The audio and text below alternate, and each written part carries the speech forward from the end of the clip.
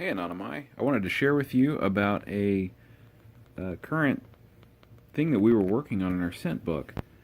We don't do a lot of errors and varieties in our collecting so far unless our books compel it, and that's what you're looking at right here is a hole in my scent book.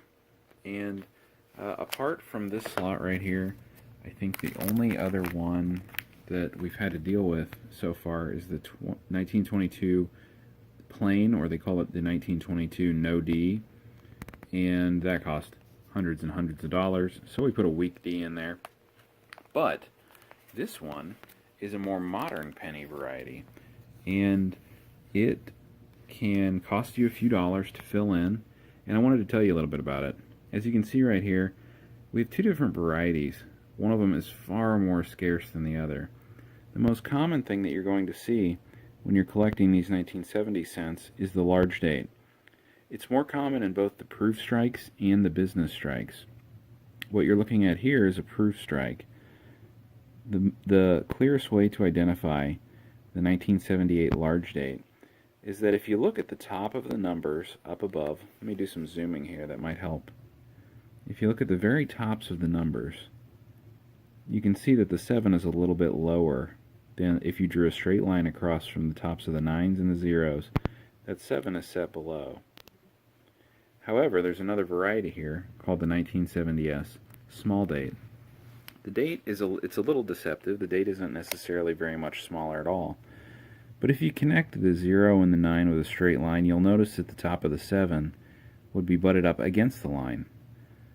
So all of the numbers are in line, except for the bottom part of the 9 that's accentuated below the other three numbers. You'll also notice that the font on the number 7 is a little bit different.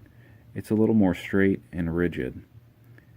Two straight lines as opposed to shifting down here, and you can see a little bit of a curvature in the lines.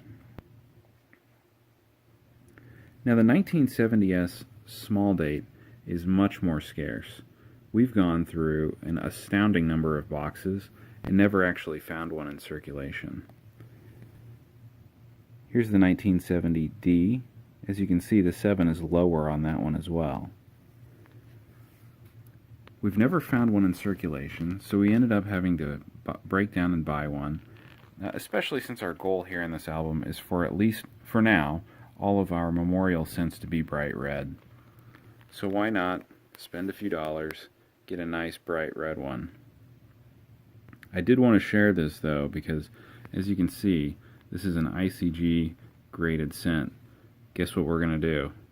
We're going to crack into it, boys and girls. We're going to open that up and put it in the slot here. I don't place a lot of value in this slab. I'm not saying it's valueless at all, but this is not how we're collecting them. We're trying to fill this album.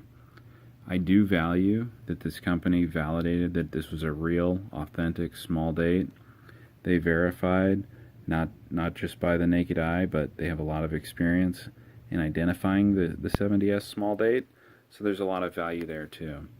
If we ever did want to get it graded, we would feel good about the grade that we have in this slab, so it might be worth sending in for regrading.